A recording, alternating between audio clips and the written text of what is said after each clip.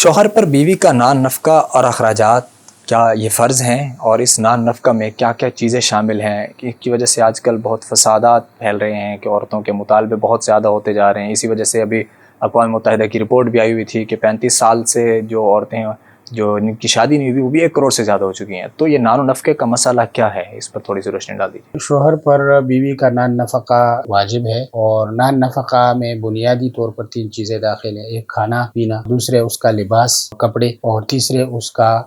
گھر کہ جہاں پر وہ رہ سکے، رہائش۔ یہ تینوں چیزیں اور ایسی ضرورت کی تمام چیزیں کہ جس کے بغیر زندگی گزارنا مشکل ہوتا ہے، حرج ہوتا ہے، وہ زندگی کی بنیادی ضروریات ہوتی ہیں، وہ ساری شوہر کے ذمہ میں ہے۔ اور اس کی وجہ یہ ہے کہ بیوی وہ شوہر کے لیے اس کے گھر میں محبوس ہوتی ہے، اور یہ فقہی قاعدہ ہے کہ کوئی آدمی جب کسی کے لیے کسی جگہ محبوس ہو، یعنی وہیں اس کو رہنا ہو، کہیں اور وہ جان نہیں جا سکتا ہو، تو اس کا نفقہ اس پر واجب ہوتا ہے، اس لیے یہ نفقہ واجب ہے۔ باقی اس کی کوئی مقدار کے لحاظ سے کتنی مقدار ہونی چاہیے تو شریعت نے کوئی متعین مقدار نہیں رکھی کہ اتنا نفقہ ہر مہینے دی۔ ظاہر ہے کہ قیمتیں اور حالات مختلف ہوتے رہتے ہیں، تو البتہ کچھ اصول دیے ہیں، اور وہ ان اصول میں یہ ہے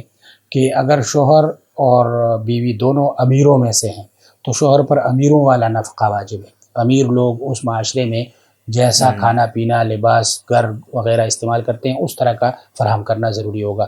اور اگر دونوں غریب ہیں تو اس صورت میں غریبوں والا جو نفقہ ہے وہ واجب ہوگا، اور اگر کوئی ایک امیر ہے کوئی ایک غریب ہے تو اس صورت میں فقہا فرماتے ہیں اتنا نفقہ واجب ہوگا کہ جو غریبوں کے نفقے سے زیادہ ہو اور امیروں کے نفقے سے کم ہو۔ تو بہرحال اس میں میاں بیوی کے حالات کو بھی دیکھا جائے گا، اور ان حالات کے مطابق قرآن پاک نے جو لفظ استعمال کیا وہ ہے بالمعروف، کہ دستور کے مطابق، یعنی عرف کے مطابق۔ کسی بھی معاشرے میں جو آدمی رہ رہا ہے تو اس معاشرے کے عرف کو دیکھ کر جو ہے غیر جانبدار لوگ اس کا تعین کریں گے کہ اس عرف میں اس جیسے آدمی پر اس جیسی عورت کے لیے کتنا نفقہ واجب ہوتا ہے، اور اس طریقے سے شوہر پر نفقہ واجب کیا جائے۔